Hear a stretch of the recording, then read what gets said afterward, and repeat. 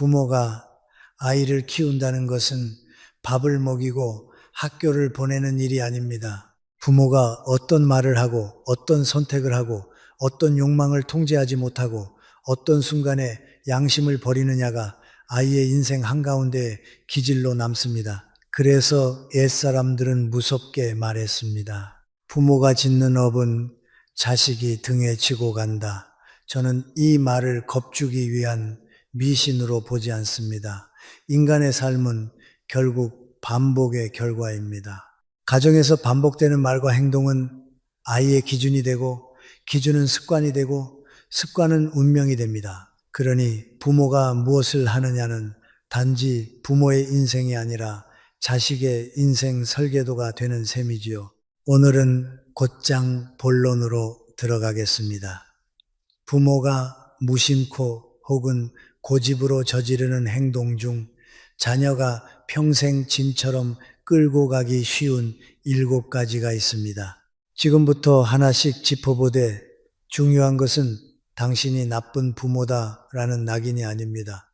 이 7가지를 알아차리는 순간 바꿀 길이 보입니다. 부모에게 가장 큰 덕은 완벽함이 아니라 고쳐나갈 용기이기 때문입니다. 첫째, 부모가 자기 부모에게 불효하는 모습입니다. 집안에서 조부모를 무시하고 말로 함부로 대하고 불편한 존재로 밀어내는 장면을 아이가 반복해서 본다면 아이는 한 가지 규칙을 배웁니다. 가까운 사람에게는 함부로 해도 된다. 그런데 이 규칙은 반드시 관계를 망가뜨립니다. 사랑이란 원래 가까울수록 더 조심해야 하는 것인데 반대로 배워버리는 겁니다. 더 무서운 것은 아이가 속으로 이렇게 결론 내린다는 점입니다. 나도 언젠가 필요 없으면 버려질 수 있다. 이 불안은 자녀가 성장해도 사라지지 않습니다. 사람을 믿어야 할 순간마다 마음 한구석이 흔들립니다. 결혼을 해도 친구를 사귀어도 결국 가장 중요한 관계에서 안전감을 잃습니다. 부모가 조부모를 대하는 태도는 자녀가 세상을 대하는 태도의 뼈대가 됩니다. 둘째, 외도나 부정 혹은 가정을 흔드는 욕망의 방치입니다. 여기서 핵심은 성적인 도덕만이 아닙니다. 신뢰가 무너지는 문제입니다. 아이에게 집은 안전기지입니다. 그런데 그 안전기지 안에서 거짓말이 늘고 감정이 폭발하고 눈치와 침묵이 반복되면 아이는 배웁니다. 사랑은 믿는 게 아니라 의심하는 것이다. 그래서 성인이 되어도 사랑을 하면서 불안합니다. 가까워질수록 도망가거나 반대로 상대를 붙잡고 확인하려고 애씁니다. 사랑이 원래 따뜻한 품이어야 하는데 아이에게는 전쟁터가 됩니다. 이때부터 아이의 삶은 안정이 아니라 불안 관리로 흘러가기 쉽습니다. 셋째, 부모가 만드는 가장 무서운 업, 바로 말로 짓는 업입니다. 욕설만 문제가 아닙니다.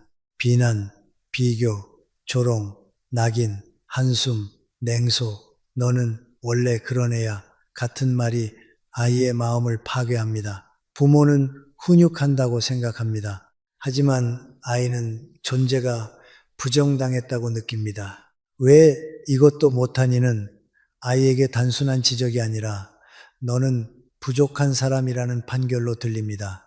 아이는 2가지 중 하나로 굳어지기 쉽습니다. 하나는 스스로를 끝없이 깎아내리며 살아가는 사람, 다른 하나는 공격을 먼저 해서 상처받지 않으려는 사람. 둘 다 고통스럽습니다. 말은 칼이 아닌데 상처는 칼보다 오래 남습니다. 그리고 부모의 말투는 자녀의 내면의 목소리가 됩니다. 자녀가 혼자 있을 때, 실패했을 때, 좌절했을 때 머릿속에서 울리는 소리가 결국 부모의 말투인 경우가 많습니다. 이것이 얼마나 무거운 짐인지 겪어본 사람은 압니다. 넷째, 정직을 가볍게 여기는 집입니다. 작은 거짓말을 아무렇지 않게 하고 남을 속이는 것을 세상 사는 요령이라며 합리화하고 남의 것을 억지로 취하면서도 부끄러움을 느끼지 않는 태도. 아이는 부모의 설교로 배우지 않습니다. 부모의 행동으로 배웁니다. 부모가 편법을 쓰는 모습을 보면 아이는 도덕을 손해로 배웁니다. 그러면 인생이 늘 갈라집니다. 정직하게 살면 뒤처질까 두렵고 편법을 쓰면 죄책감에 시달립니다. 마음이 두 갈래로 찢어집니다. 결국 안정된 자존감이 생기기 어렵습니다. 나는 어떤 사람인가라는 질문에 자신 있게 답하지 못하면 어떤 성공도 마음을 편하게 만들지 못합니다. 다섯째, 술과 도박, 과소비 같은 중독과 방임입니다. 중독은 한 사람만 망가뜨리는 것이 아니라 가정 전체의 리듬을 깨뜨립니다. 약속이 무너지고 돈이 새고 감정이 예측 불가능해집니다. 아이는 늘 불안을 들이마십니다. 오늘은 평온할까 또 폭풍이 올까 가정이 날씨처럼 변덕스러워집니다. 더 비극적인 것은 아이가 그것을 자기 탓으로 돌리는 순간입니다. 내가 더 착했으면 아빠가 덜 마셨을까? 내가 더 잘했으면 엄마가 덜 화냈을까? 이런 죄책감은 아이의 마음을 갉아먹고 성인이 되어서도 관계에서 과도한 책임감으로 나타납니다. 결국 아이는 남의 감정까지 짊어지고 사는 사람이 됩니다. 여섯째, 인색함과 무정함입니다.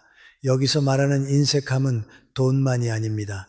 시간의 인색함, 칭찬의 인색함, 공감의 인색함입니다. 아이는 나는 사랑받아도 되는 사람이라는 확신이 있어야 건강하게 자랍니다. 그런데 부모가 늘 조건을 붙입니다. 성적, 성과, 체면, 비교로 아이를 평가합니다. 그러면 아이는 사랑을 거래로 배웁니다. 인정받기 위해 과하게 애쓰고 인정받지 못하면 자신이 무가치하다고 믿습니다. 이 사람은 커서도 늘 불안합니다. 열심히 살아도 마음이 허전하고 누군가의 한마디에 무너집니다. 부모의 냉정함은 아이에게 평생의 결핍이 됩니다. 일곱째, 분노를 다스리지 못하는 습관입니다. 화가 날 때 폭발하고 협박하고 침묵으로 벌을 주고 감정으로 집을 지배하는 부모 밑에서 아이는 늘 눈치를 봅니다. 감정을 표현하는 법을 배우지 못합니다. 억누르다가 병이 되거나 한 번에 터져 관계를 끊어버립니다. 감정이란 원래 소통을 위해 존재하는데 아이에게 감정은 위험물이 됩니다. 그래서 사람을 사랑하면서도 가까워지면서도 마음의 문을 끝까지 열지 못합니다. 여기까지 들으시며 마음이 불편하실 수도 있습니다. 하지만 저는 이런 불편함이 오히려 희망이라고 생각합니다. 불편함은 바꿀 수 있다는 신호입니다. 모르는 사람은 불편하지 않습니다. 안다고 느끼는 순간부터 행동을 고칠 수 있습니다. 다음 부분에서는 이 7가지가 자녀의 삶에서 어떤 형태의 고통으로 이어지는지, 그리고 부모가 오늘 당장 바꿀 수 있는 현실적인 방법을 구체적으로 정리해 드리겠습니다. 자, 이제는 조금 더 날카롭게 들어가 보겠습니다. 방금 말씀드린 7가지가 나중에 벌을 받는다는 식의 막연한 공포로 끝나지 않는 이유가 있습니다. 그것은 자녀의 삶에서 구체적인 고통의 형태로 나타나기 때문입니다. 저는 평생 학생들을 보며 확신하게 되었습니다. 부모가 만든 집의 공기는 자녀가 성인이 된 뒤에도 몸과 마음에 남아 그 사람의 선택을 좌우합니다. 그래서 오늘은 왜 자녀가 평생 짐처럼 느끼는가, 그 구조를 현실적으로 풀어드리겠습니다. 첫째, 부모가 조부모를 무시하는 집에서 자란 자녀는 대체로 2가지 중 하나가 됩니다. 하나는 관계에서 늘 불안해하며 언젠가 나도 버려질 수 있다는 공포를 품는 사람입니다. 이런 사람은 가까워질수록 먼저 거리를 둡니다. 사랑이 깊어질수록 도망가고 상대가 조금만 차가워져도 극단적으로 해석합니다. 또 하나는 반대로 관계에 과도하게 매달리는 사람입니다. 상대가 떠나지 않게 하려고 지나치게 맞추고 자기 욕구를 숨기며 결국 자기 삶이 텅 비어버립니다. 둘 다 공통점이 있습니다. 관계에 안정감이 부족하다는 것입니다. 아이는 가까운 사람은 결국 함부로 대하거나 버릴 수 있다는 규칙을 보고 배웠으니까요.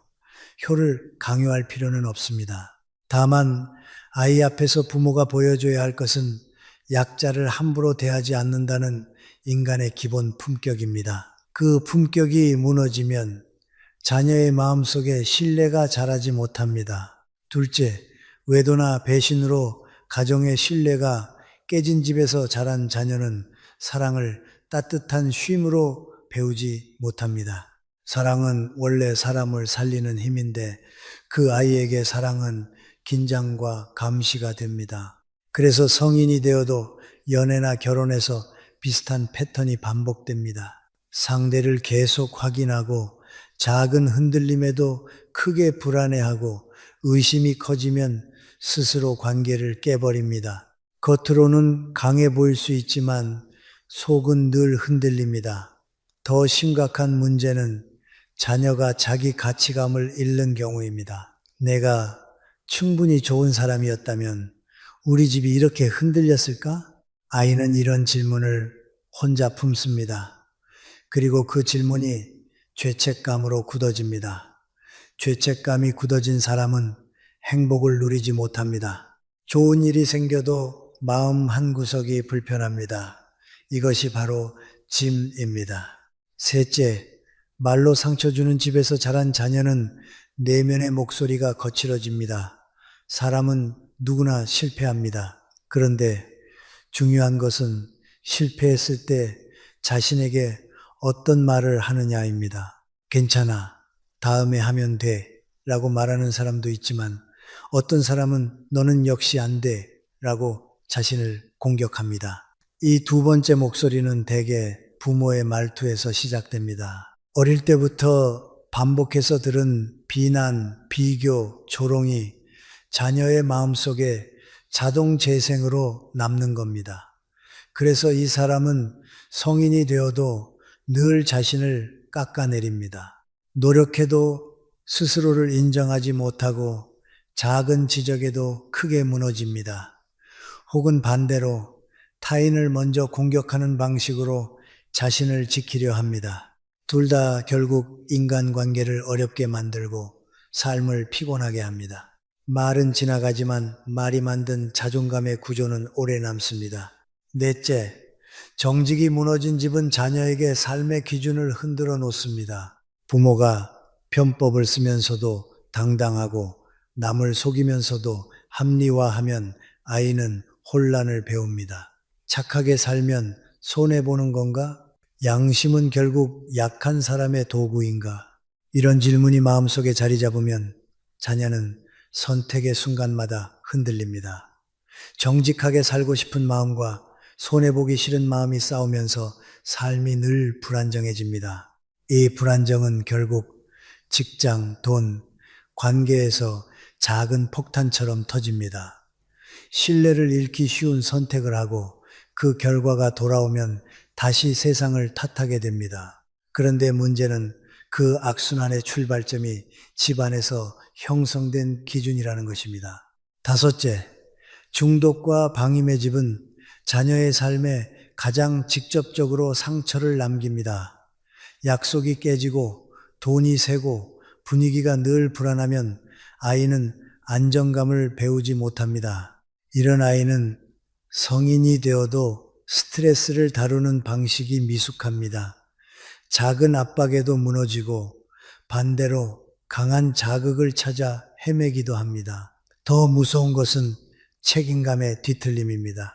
어떤 자녀는 부모를 대신해 집안을 책임지려 하며 너무 일찍 어른이 됩니다. 겉으로는 성숙해 보이지만 속으로는 어린 마음이 치료받지 못한 채 남아 있습니다. 그래서 나중에 번아웃이 오고 관계에서 지치고 자신을 돌보는 법을 모릅니다. 이것 역시 평생 짐이 됩니다. 여섯째, 인색함과 무정함은 자녀의 마음을 메마르게 합니다. 부모가 돈은 주더라도 마음을 주지 않으면 아이는 나는 조건을 만족해야 사랑받는 사람이 됩니다. 성적, 성공, 체면으로 평가받은 아이는 평생 인정 중독에 걸리기 쉽습니다. 칭찬을 받아야 숨쉬고 칭찬이 없으면 자신이 무너집니다. 그래서 인간관계도 피곤해집니다. 늘 잘 보여야 하고 늘 증명해야 하니까요. 사랑이 쉬운 일이 아니라 시험이 됩니다. 일곱째, 분노가 통제되지 않는 집에서 자란 자녀는 감정을 두려워합니다. 감정은 원래 소통의 도구인데 그 아이에게 감정은 폭발과 상처의 신호입니다. 그래서 감정을 숨기거나 감정을 느끼지 않으려 합니다.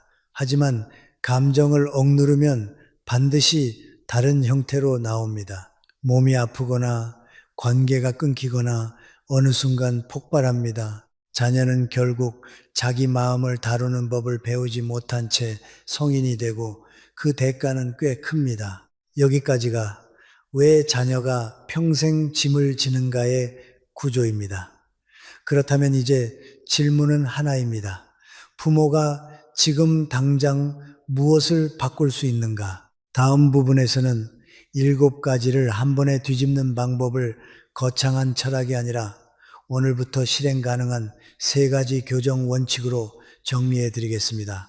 말, 돈, 시간, 감정, 이 4영역에서 부모가 무엇을 바꾸면 자녀의 삶이 달라지는지 아주 구체적으로요. 이제부터는 바꾸는 방법을 말씀드리겠습니다. 제가 늘 강조하는 것은 이것입니다. 부모가 자녀에게 남겨야 할 최고의 유산은 돈이 아니라 가정의 규칙입니다. 그 규칙이 따뜻하고 단단하면 아이는 어디서든 살아남습니다. 반대로 규칙이 거칠고 불안하면 돈이 많아도 마음이 흔들립니다. 그래서 7가지 업을 단숨에 줄이는 방법은 의외로 복잡하지 않습니다. 오늘부터 부모가 붙잡아야 할 것은 3가지 원칙입니다. 첫째 원칙, 윗사람을 대하는 태도가 곧 자녀의 미래다라는 원칙입니다. 효를 강요하라는 말이 아닙니다. 아이 앞에서 최소한의 품격을 지키라는 말입니다. 조부모를 향해 한숨 쉬는 표정, 짜증 섞인 말투, 저분 때문에 내가 힘들다는 투정은 아이의 마음에 그대로 각인됩니다. 아이는 그 장면을 보며 관계의 기본을 배우거든요. 그때 아이는 이렇게 배웁니다. 사람은 늙으면 부담이 되고 버려질 수 있다. 이 생각이 깔리면 자녀는 평생 불안해집니다. 그렇다면 무엇을 해야 합니까? 거창한 효도가 아닙니다. 딱 3가지입니다. 아이 앞에서 조부모를 존칭으로 부르십시오. 말이 바뀌면 마음이 바뀝니다. 부모님이 불편한 행동을 하셔도 즉각 비난하지 말고 천천히 해요. 제가 할게요로 반응하십시오. 아이는 갈등을 해결하는 언어를 배웁니다. 무엇보다 중요한 것은 조부모 이야기를 할 때 아이 앞에서 조롱과 험담을 끊는 것입니다. 아이는 험담을 들으며 자랍니다. 그리고 나중에 그 험담의 대상이 결국 자신이 될 수 있다는 공포를 품습니다. 둘째 원칙, 가정의 신뢰는 말이 아니라 행동으로 지킨다는 원칙입니다. 외도나 배신의 문제는 결국 신뢰의 붕괴입니다. 신뢰가 무너지면 아이는 사랑을 배울 수 없습니다. 그러니 부모는 아이에게 말로 훈육하기 전에 먼저 보여줘야 합니다. 무엇을 보여줘야 하느냐? 한 사람과의 약속을 지키는 태도입니다. 부부가 서로에게 기본적인 존중을 보이고 가정 안에서 거짓말을 줄이고 책임을 회피하지 않는 모습을 보여주는 것, 이게 아이에게는 가장 큰 교육입니다. 실천은 어떻게 하느냐? 역시 복잡하지 않습니다. 부부 사이에 다툼이 있더라도 아이 앞에서 상대의 인격을 공격하지 마십시오. 너는 원래 그래 같은 말이 가정을 무너뜨립니다. 가정에서 가장 금지해야 할 것은 비밀과 이중생활입니다. 아이는 분위기로 압니다. 숨기면 숨길수록 아이의 불안은 커집니다. 만약 이미 신뢰가 깨진 사건이 있었다면 가장 먼저 해야 할 일은 변명보다 책임 인정입니다. 미안하다는 말은 부모의 권위를 무너뜨리는 말이 아닙니다. 오히려 부모의 품격을 세우는 말입니다. 셋째 원칙, 말의 규칙을 바꾸면 가정의 운이 바뀐다는 원칙입니다. 저는 말이 가장 현실적인 업이라고 봅니다. 왜냐하면 매일 반복되기 때문입니다. 부모가 아이에게 던지는 말은 아이의 내면에 남아 평생 자기 자신에게 하는 말이 됩니다. 그러니 부모가 바꿔야 할 것은 훈육의 내용 이전의 훈육의 문장입니다. 오늘부터 부모가 지켜야 할 말의 규칙은 세 가지입니다. 인격을 공격하지 말고 행동을 지적한다. 너는 왜 이렇게 게으르니? 대신 오늘 숙제를 언제 할지 정해보자. 비교를 끊는다. 누구는 잘하는 데는 아이를 성장시키지 않습니다. 아이를 질투와 열등감에 가둡니다. 비난 대신 요청으로 말한다. 하지마. 대신 지금은 이렇게 해주면 좋겠어. 말이 바뀌면 아이의 마음이 덜 부서집니다. 그런데 여기서 많은 부모가 이렇게 말합니다. 나도 알지만 화가 나면 그게 안 된다. 맞습니다. 그래서 다음 단계가 필요합니다. 분노의 관리입니다. 분노를 다스리지 못하면 결국 말이 거칠어지고 말이 거칠어지면 가정의 공기가 망가집니다. 분노를 줄이는 가장 현실적인 방법은 단 하나입니다. 화가 났을 때 말을 늦추는 것입니다. 감정은 빠르고 지혜는 느립니다. 그러니 화가 치밀 때는 즉시 결론을 내지 마십시오. 그 순간에 결론을 내리면 대부분 후회합니다. 지금은 내가 흥분했으니 10분 뒤에 이야기하자. 이 한마디가 집안을 살립니다. 아이는 그 장면을 보며 배웁니다. 감정은 통제할 수 있다. 이것이 평생의 기술입니다. 그리고 마지막으로 부모가 반드시 기억해야 할 것이 있습니다. 자녀에게 가장 무서운 것은 가난이 아닙니다. 집이 불안한 것입니다. 집이 불안하면 아이는 세상을 믿지 못하고 사람을 믿지 못하고 결국 자기 자신도 믿지 못합니다. 반대로 집이 안정되면 아이는 넘어져도 다시 일어납니다. 그래서 부모가 남길 유산은 돈의 크기가 아니라 집의 안정입니다. 다음 부분에서는 이 원칙을 7가지 업에 정확히 대응시키는 방식으로, 즉 각 업을 끊는 구체적 행동 체크리스트를 드리겠습니다. 부모가 무엇을 끊고 무엇을 시작해야 하는지 하루 단위로 실천 가능한 형태로 정리해 드리겠습니다. 이제는 더 실용적으로 정리해 드리겠습니다. 원칙은 알겠는데 오늘부터 무엇을 어떻게 해야 하느냐가 중요하니까요. 그래서 저는 7가지를 각각 끊는 행동 스톱과 새로 시작할 행동 스타트로 나눠 말씀드리겠습니다. 거창한 결심이 아니라 집안에서 바로 적용할 수 있는 작은 규칙들입니다. 작은 규칙이 쌓이면 집의 공기가 바뀌고 공기가 바뀌면 자녀의 미래가 달라집니다. 첫째, 불효의 업부모를 함부로 대하는 태도를 끊는 방법입니다. 스톱. 아이 앞에서 조부모를 흉보지 마십시오. 귀찮다, 부담이다, 또 시작이다 같은 말은 아이에게 인간관계의 기본을 무너뜨립니다. 스타트. 딱 2문장을 습관으로 만드십시오. 말씀 고마워요. 제가 도와드릴게요. 이 2문장은 조부모에게만 필요한 것이 아닙니다. 아이가 듣고 배우는 문장입니다. 그리고 한 가지 더, 조부모와 갈등이 생겼을 때 아이를 편으로 끌어들이지 마십시오. 할머니가 이상하지? 같은 질문은 아이를 불안하게 만들고 관계를 왜곡시킵니다. 둘째, 외도, 배신의 업가정, 신뢰 붕괴를 끊는 방법입니다. 스톱. 부부 사이 문제를 아이에게 설명하며 정당화하지 마십시오. 아이는 판사가 아닙니다. 아이는 안전을 원하는 사람입니다. 스타트. 신뢰는 큰 이벤트로 회복되지 않습니다. 작은 약속을 지키는 습관으로 회복됩니다.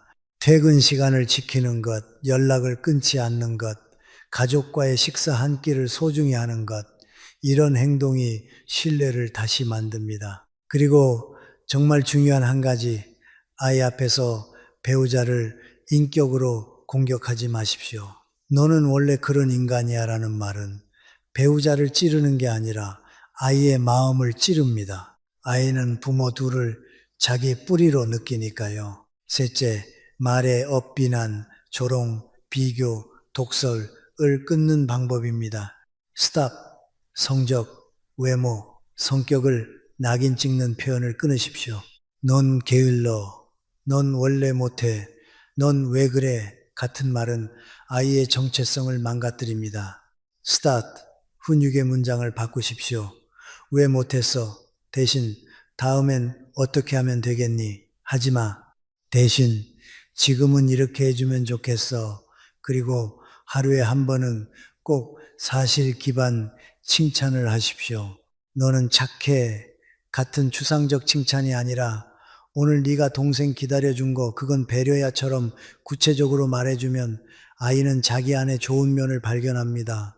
넷째, 정직이 무너지는 어편법, 속임, 남의 것, 탐함을 끊는 방법입니다. 스탑. 아이 앞에서 세상은 원래 그래라는 말을 하지 마십시오. 그 말은 아이의 양심을 무너뜨립니다. 스탑. 부모가 먼저 정직의 장면을 보여주십시오. 작은 실수도 인정하고 잘못 받았으면 돌려주고 약속을 어겼으면 사과하는 것. 아이는 그 장면을 보며 정직이 손해가 아니다라는 확신을 가집니다. 그리고 돈을 이야기할 때도 남보다 이겨야 한다보다 남을 속이지 않고 얻는 돈이 오래 간다는 기준을 심어주십시오. 다섯째, 중독의 업수, 도박, 과소비, 방임을 끊는 방법입니다. 스탑. 가족과의 약속을 술자리나 도박보다 뒤로 미루지 마십시오. 아이는 그것을 나는 후순위로 받아들입니다. 스타트. 중독은 의지로만 끊기 어렵습니다. 환경을 바꾸셔야 합니다. 술자리를 줄이는 구체적 규칙을 정하고 주 몇 회, 시간 제한, 돈의 흐름을 투명하게 만들고 가계부, 자동이체, 위험한 장소, 사람, 시간대를 피해야 합니다. 그리고 아이에게는 한마디를 해주십시오. 이건 네 탓이 아니다. 아빠, 엄마가 고쳐야 할 문제다. 이 말이 아이의 죄책감을 끊어줍니다. 여섯째, 인색함과 무정함의 업도움, 공감, 나눔의 부족을 끊는 방법입니다. 스탑. 아이의 감정을 별것 아니다로 무시하지 마십시오. 그걸로 울어? 그 정도도 못 참아? 이런 말은 아이가 감정을 숨기게 만듭니다. 스타트. 하루 10분이라도 감정 듣기 시간을 만드십시오. 조언부터 하지 말고 먼저 듣고 그랬구나 한마디를 해주십시오. 그리고 나눔의 습관을 보여주십시오. 큰 기부가 아니라도 됩니다. 작은 친절, 작은 배려를 부모가 실천하면 아이는 세상에 대한 신뢰를 배웁니다. 결국 아이가 좋은 사람을 만나고 도움을 받는 힘은 이런 신뢰에서 나옵니다. 일곱째, 분노의 어폭발, 협박, 침묵 처벌을 끊는 방법입니다. 스탑. 화가 났을 때 즉시 결론 내리지 마십시오. 그 결론은 대개 상처로 남습니다. 스타트. 분노가 치밀 때 사용할 고정 문장을 정해 두십시오.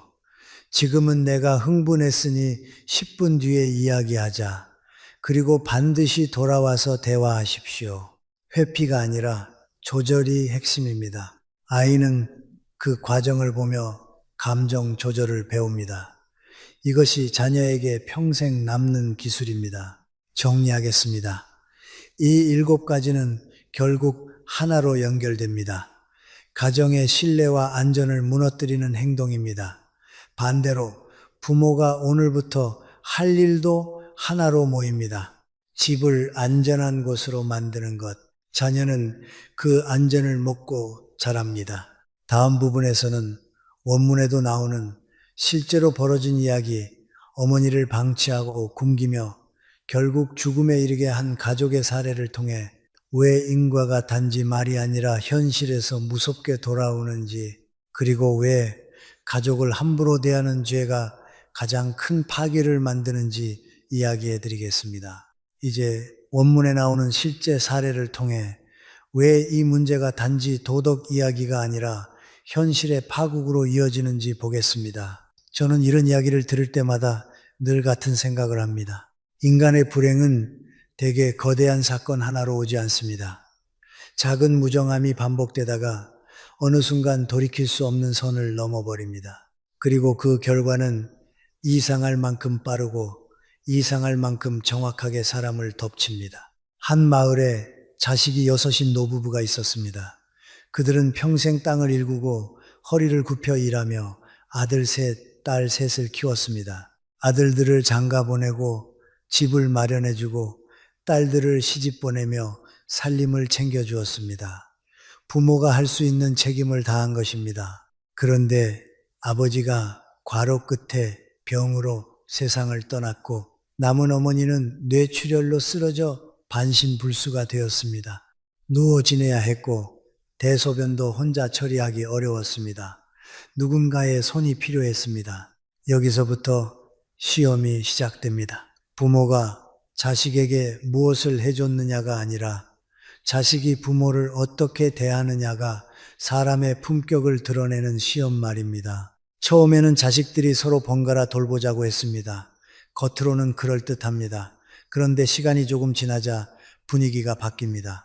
특히 며느리들과 딸들 사이에 불화가 생기고 집안에서 말다툼이 잦아집니다. 그러다가 결정적인 일이 일어납니다. 아들 쪽에서 딸들은 관여하지 말라는 식으로 막아버립니다. 겉으로는 집안 질서를 세운다고 말하지만 실상은 귀찮은 일을 줄이겠다는 계산이 들어가 있는 경우가 많습니다. 갈등이 생기면 누구든 핑계를 찾습니다. 그런데 그 핑계의 끝에는 늘 약자가 놓입니다. 이 경우 약자는 누워있는 어머니였습니다. 처음에는 아들들이 어머니에게 음식이라도 조금씩 드렸습니다. 하지만 그마저도 줄어듭니다. 이유는 간단합니다. 밥을 드리면 화장실을 가야 하고 씻겨야 하고 돌봐야 합니다. 그러니 먹이지 않으면 일도 줄어든다는 잔인한 결론으로 미끄러집니다. 사람은 큰 악을 계획하지 않습니다. 작은 무책임이 반복되다가 어느 순간 악기 됩니다.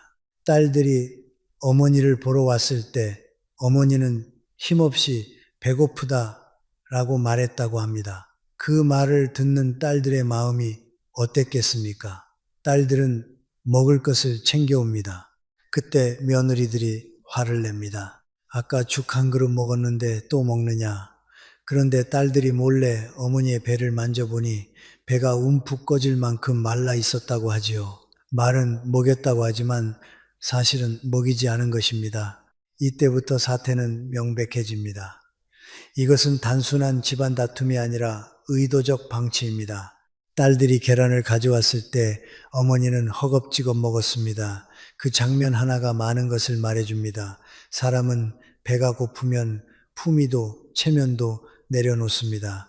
늙고 병든 어머니가 계란 몇 개를 그렇게 먹었다면 그동안 얼마나 굶었겠습니까? 그런데도 아들들이 그것을 보고 음식을 빼앗아 땅에 던지고 밟았다고 합니다. 병 때문에 못 먹는다는 명분을 내세우면서요. 저는 여기서 인간이 얼마나 무섭게 자기 행동을 합리화하는지 봅니다. 잔인함은 늘 명분을 달고 옵니다. 너희가 먹여서 엄마가 죽으면 누가 책임지냐 같은 말은 사실 책임을 지지 않기 위한 말입니다. 책임을 질 사람이라면 그렇게 말하지 않습니다. 책임을 지는 사람은 내가 할게 라고 말합니다. 결국 어머니는 얼마 지나지 않아 세상을 떠납니다. 그리고 그때 자식들은 울부짖으며 장례를 치릅니다. 상복을 입고 통곡을 하고 마을 사람들이 다 알 만큼 큰 소리로 곡을 합니다. 그런데 이런 장면을 볼 때 저는 늘 묻습니다. 살아계실 때는 왜 그러지 않았는가? 사람은 죽음 앞에서 눈물을 흘리지만 그 눈물이 죄를 지우지는 않습니다.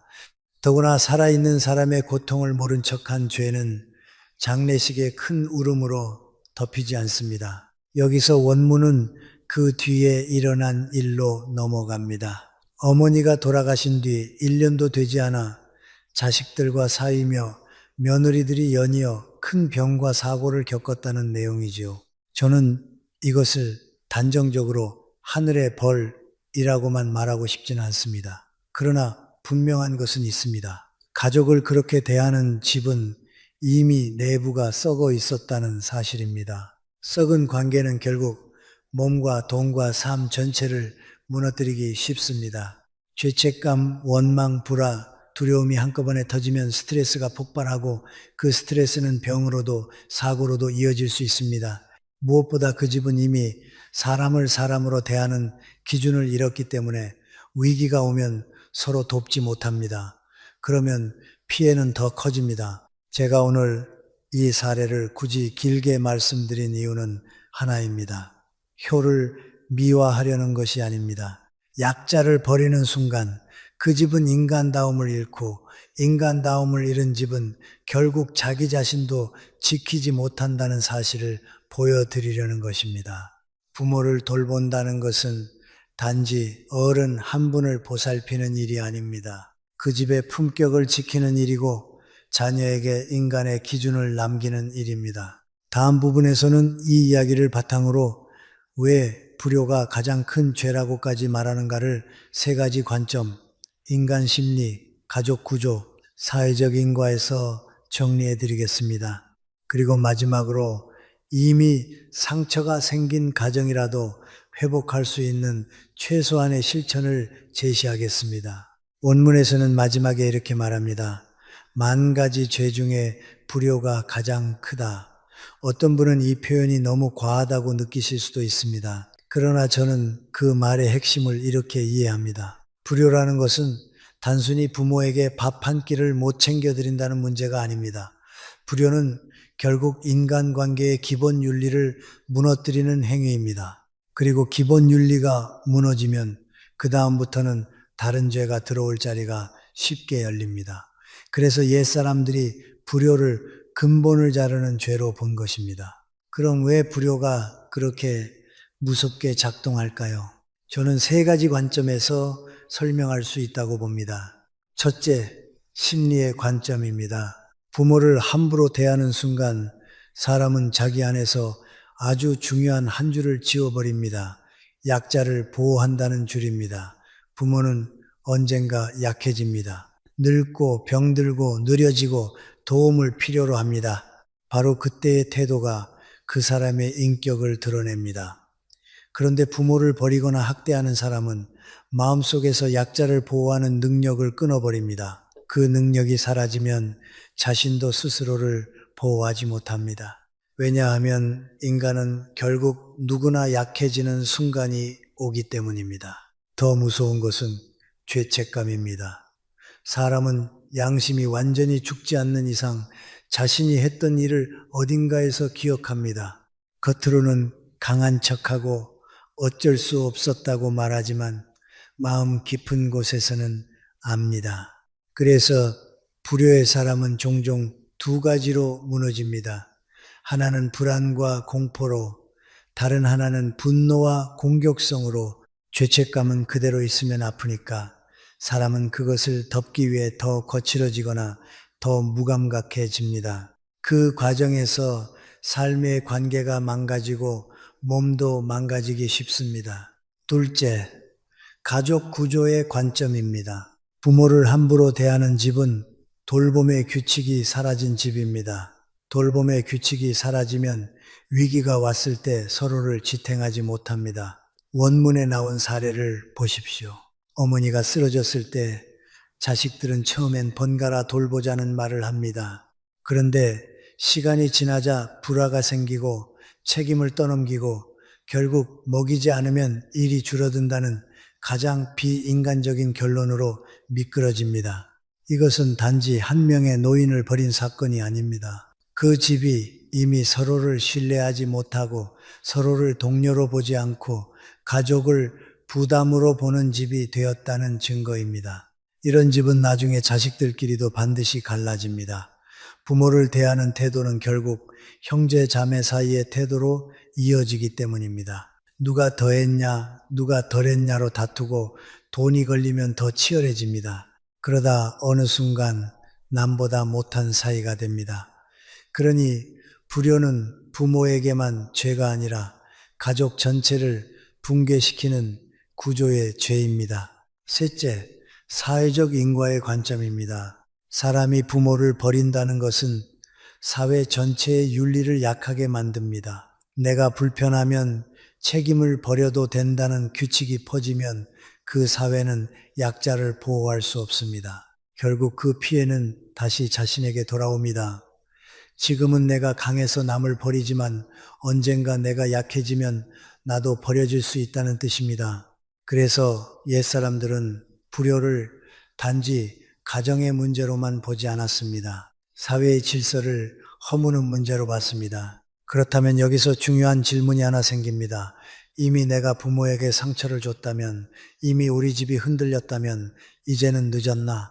저는 늦었다고 말하고 싶지 않습니다. 다만 회복에는 조건이 있습니다. 회복은 감정으로 되는 게 아니라 행동의 규칙으로 됩니다. 그래서 제가 권하는 회복의 최소 실천은 4가지입니다. 첫째, 말을 바꾸십시오. 부모에게 하는 말부터 바꾸는 겁니다. 존댓말을 다시 세우고 짜증 섞인 말투를 줄이고 핀잔보다 확인과 도움의 문장으로 바꾸십시오. 왜 또 그래요? 대신 어디가 불편하세요? 이 한 문장이 집의 공기를 바꿉니다. 둘째, 시간을 정하십시오. 효는 마음으로만 하지 않습니다. 일정으로 합니다. 일주일에 한 번 전화, 한 달에 한 번 방문, 병원 동행 같은 구체적 약속을 정하고 지키십시오. 약속이 쌓이면 신뢰가 돌아옵니다. 셋째, 돈의 규칙을 명확히 하십시오. 돌봄은 결국 현실입니다. 비용이 듭니다. 형제 자매가 있다면 감정으로 싸우기 전에 비용과 역할을 문서처럼 정리하십시오. 애매하면 반드시 분쟁이 됩니다. 분쟁이 되면 부모가 가장 큰 피해자가 됩니다. 넷째, 자녀 앞에서 기준을 세우십시오. 당신이 부모를 존중하는 모습을 자녀가 보게 하십시오. 이것이 가장 강력한 교육입니다. 자녀는 당신이 부모에게 하는 태도를 보고 당신에게 돌아올 태도를 준비합니다. 이것이 가장 현실적인 인과입니다. 정리하겠습니다. 불효가 무섭다고 말하는 이유는 그 죄가 한 사람을 다치게 하는 데서 끝나지 않기 때문입니다. 불효는 사람의 심리를 무너뜨리고 가족의 구조를 붕괴시키며 사회의 윤리를 약하게 만듭니다. 그래서 옛사람들은 그 죄를 근본의 죄로 보았습니다. 다음 부분에서는 원문이 제시한 나머지 업 외에도 말의 업, 도둑질, 술과 도박, 인색함, 분노, 왜 결국 가정의 안전을 무너뜨리는 하나의 흐름으로 연결되는지 정리하고 마지막으로 부모가 자녀에게 남겨야 할 3가지 유산을 결론으로 드리겠습니다. 이제 마지막 정리로 들어가겠습니다. 원문은 7가지를 각각 따로 말하는 것처럼 보이지만 저는 그 밑바닥에 흐르는 공통된 본질이 있다고 봅니다. 그것은 바로 가정의 안전이 무너지는 과정입니다. 아이가 평생 짊어지는 짐은 부모가 저지른 사건 하나가 아니라 사건이 반복되며 굳어진 집의 분위기입니다. 집이 안전하지 않으면 아이는 세상을 믿지 못합니다. 세상을 믿지 못하면 사람을 믿지 못하고 사람을 믿지 못하면 결국 자기 자신도 믿지 못합니다. 그때부터 삶은 성장이 아니라 불안 관리가 됩니다. 그래서 7가지 업은 사실 한 줄로 연결됩니다. 부모가 조부모를 함부로 대한다. 관계의 기본이 무너진다. 아이는 신뢰를 잃는다. 부모가 외도와 배신으로 가정을 흔든다. 집이 전쟁터가 된다. 아이는 사랑을 두려워한다. 부모가 말로 상처를 준다. 아이의 자존감이 부서진다. 아이는 스스로를 공격한다. 부모가 편법과 속임을 당연시한다. 양심의 기준이 흔들린다. 아이는 선택 앞에서 흔들린다. 부모가 술, 도박, 과소비로 중독된다. 약속과 경제가 무너진다. 아이는 불안 속에서 자란다. 부모가 인색하고 무정하다. 공감이 사라진다. 아이는 사랑을 조건으로 배운다. 부모가 분노를 통제하지 못한다. 감정이 폭력이 된다. 아이는 감정을 두려워한다. 결국 모두 안전의 문제입니다. 안전이란 집안에서 내가 사랑받고 보호받는다는 확신입니다. 그 확신이 있어야 아이는 바깥 세상에서 실패해도 다시 일어납니다. 그런데 안전이 없는 아이는 실패가 곧 나는 버려진다로 연결됩니다. 그래서 작은 실패에도 무너지고 작은 거절에도 인생이 끝난 듯 괴로워합니다. 이것이 자녀가 평생 지는 짐입니다. 그럼 부모가 자녀에게 남겨야 할 것은 무엇이겠습니까? 저는 세 가지 유산을 말씀드리고 싶습니다. 원문이 말하는 재물보다 덕이 중요하다는 말을 현실적인 언어로 바꾸면 이렇습니다. 첫째 유산은 말의 품격입니다. 아이에게 남기는 가장 큰 재산은 집에서 쓰는 언어입니다. 부모의 말투는 자녀의 내면의 말투가 됩니다. 그러니 부모는 아이에게 가르치기 전에 스스로에게 이렇게 물어야 합니다. 내가 지금 아이에게 하는 말이 훗날 아이가 자기 자신에게 할 말이 되어도 괜찮은가? 칭찬을 많이 하라는 뜻이 아닙니다. 진짜 중요한 건 상처 주는 말을 끊는 것입니다. 비교를 끊고 조롱을 끊고 낙인을 끊는 것, 그리고 대신 행동 중심의 지도를 하십시오. 너는 원래 그래가 아니라 이 행동은 다음엔 이렇게 하자. 이 한 줄의 차이가 아이의 인생을 바꿉니다. 둘째 유산은 신뢰의 규칙입니다. 아이에게 가장 필요한 것은 사람은 믿을 수 있다는 경험입니다. 그 경험은 부부가 서로를 존중하는 모습에서, 약속을 지키는 모습에서, 거짓말을 줄이는 모습에서 생깁니다. 저는 종종 이런 말을 합니다. 자녀에게 가장 강한 교육은 훈계가 아니라 일관성이라고. 부모의 말과 행동이 같을 때 아이는 세상을 믿습니다. 부모가 말로는 정의를 말하면서 행동으로는 편법을 쓰면 아이는 혼란 속에서 자랍니다. 혼란은 불안이 되고 불안은 결국 관계의 파괴로 이어집니다. 셋째 유산은 감정을 다루는 기술입니다. 부모가 분노를 어떻게 처리하는지, 갈등을 어떻게 해결하는지, 실패를 어떻게 받아들이는지, 이 모든 것이 아이에게는 인생 기술입니다. 감정은 억누른다고 사라지지 않습니다. 다만 형태를 바꿔 나타납니다. 그래서 부모가 해야 할 일은 감정을 없애는 게 아니라 조절하는 모습을 보여주는 것입니다.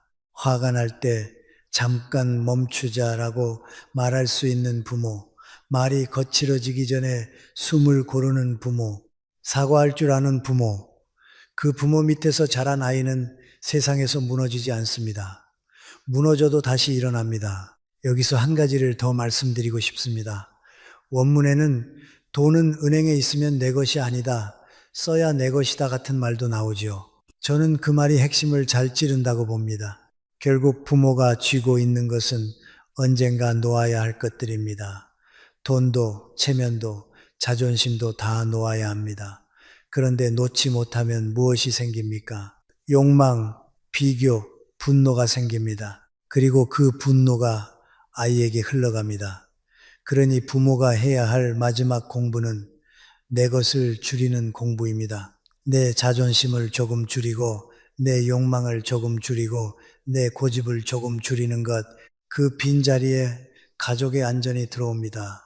이제 결론을 한 문장으로 드리겠습니다. 부모가 자녀에게 남겨야 할 것은 성공의 비법이 아니라 사람답게 사는 기준입니다. 그 기준이 있으면 자녀는 어디서든 존중받고 누구와 함께 있어도 무너지지 않습니다. 다음 폰팔에서는 이 모든 내용을 정리하며 부모가 오늘부터 반드시 실천해야 할 3가지를 아주 짧고 강하게 묶어드리고 영상의 마무리로 시청자 마음을 붙잡는 결말 문장까지 완성해 드리겠습니다. 이제 마지막으로 오늘 말씀을 해야 할 것으로 딱 3가지로 묶어 드리겠습니다. 사람은 내용을 많이 안다고 달라지지 않습니다. 한 가지라도 실제로 바꾸어야 달라집니다. 그래서 저는 늘 결론을 단순하게 정리하려고 합니다. 부모가 자녀에게 평생의 짐을 남기지 않으려면, 그리고 이미 생긴 상처가 있다면 그것을 줄이려면 오늘부터 3가지를 하셔야 합니다. 이 3가지는 종교를 믿는 분에게도 그렇지 않은 분에게도 똑같이 적용됩니다. 왜냐하면 이것은 하늘의 원칙이기 전에 인간의 원칙이기 때문입니다. 첫째, 가정의 언어를 바꾸십시오. 우리는 보통 아이를 훈육한다고 말합니다. 하지만 실제로는 아이를 말로 조각합니다. 부모의 말이 아이의 성격을 만들고 아이의 내면의 목소리를 만듭니다. 그러니 무엇보다 먼저 바꿔야 할 것은 말의 습관입니다. 여기서 중요한 건 예쁜 말을 많이 하라가 아닙니다. 그렇게 하면 오래가지 않습니다. 핵심은 단 하나입니다. 상처 주는 말을 끊는 것, 비교, 조롱, 낙인, 비난, 무시, 냉소를 끊는 것, 그것만 끊어도 가정의 공기가 달라집니다. 부모가 자주 쓰는 말 중에 이런 문장이 있습니다. 너는 원래 그래. 이 말은 아이를 고치려는 말이 아니라 아이를 포기하는 말입니다. 아이는 그 문장을 듣는 순간 자기 존재가 부정된다고 느낍니다.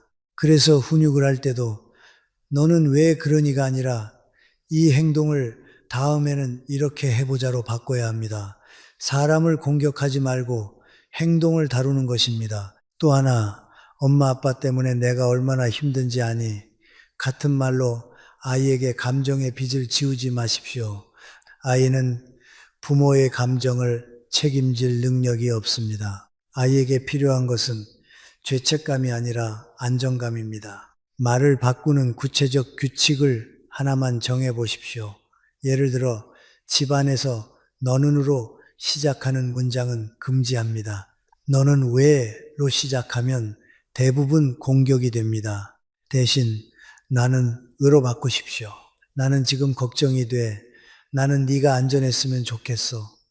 이렇게 말하면 같은 내용을 말해도 아이의 마음이 덜 부서집니다. 그리고 하루에 한 번은 사실 기반 칭찬을 하십시오. 잘했어가 아니라 오늘 네가 할머니 인사 먼저 한 거 그게 사람을 존중하는 태도야.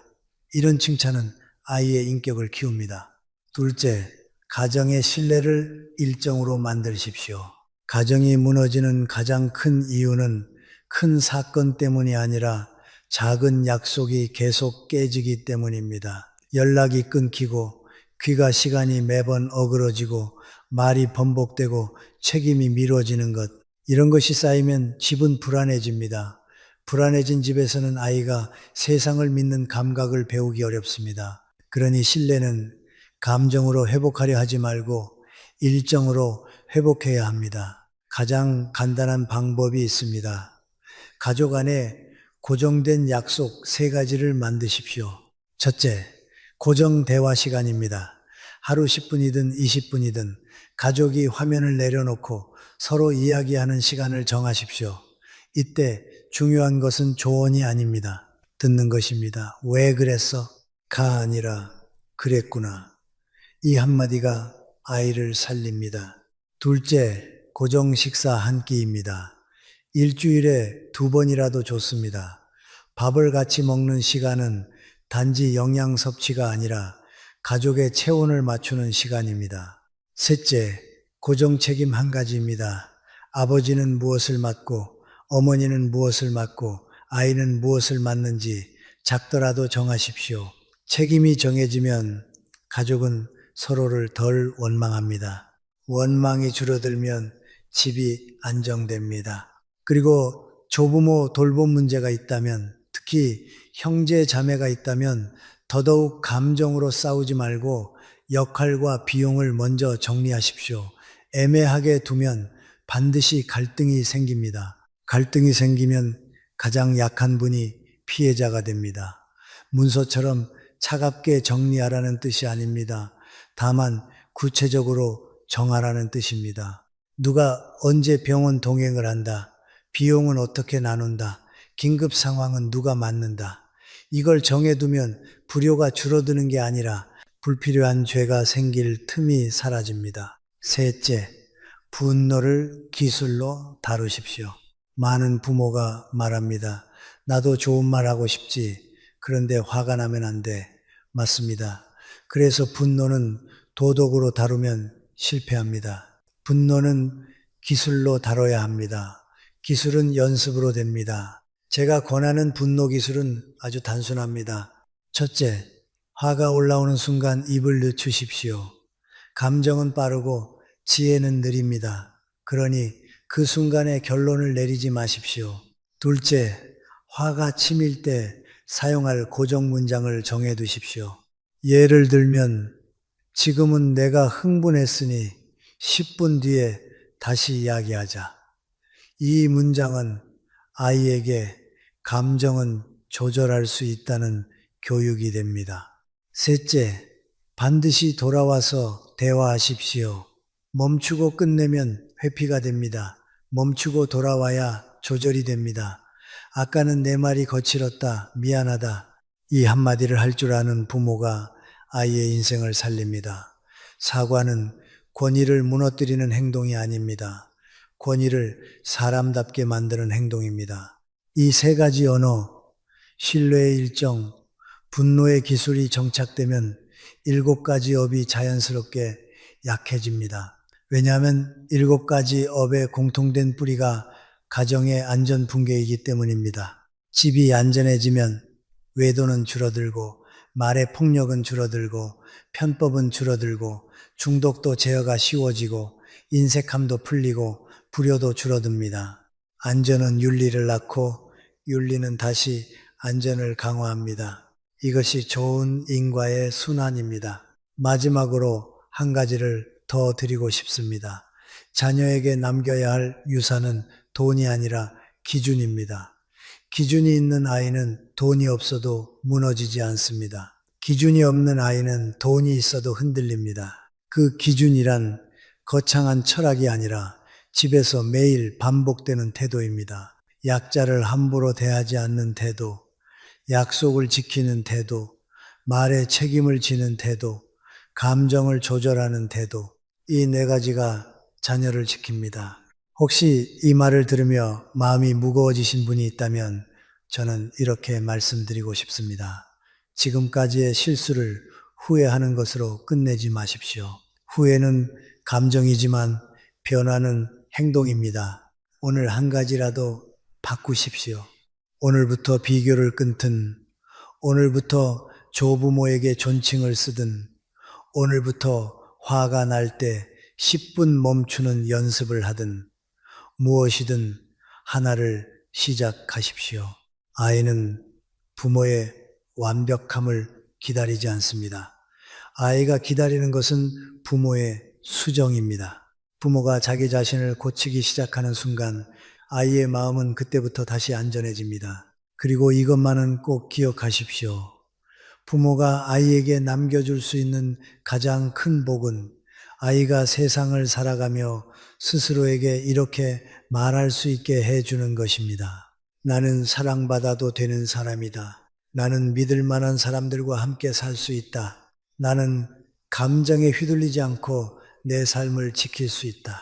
그것이 진짜 복입니다. 그리고 그 복은 멀리 있지 않습니다. 오늘 당신의 말 한마디에서 시작됩니다.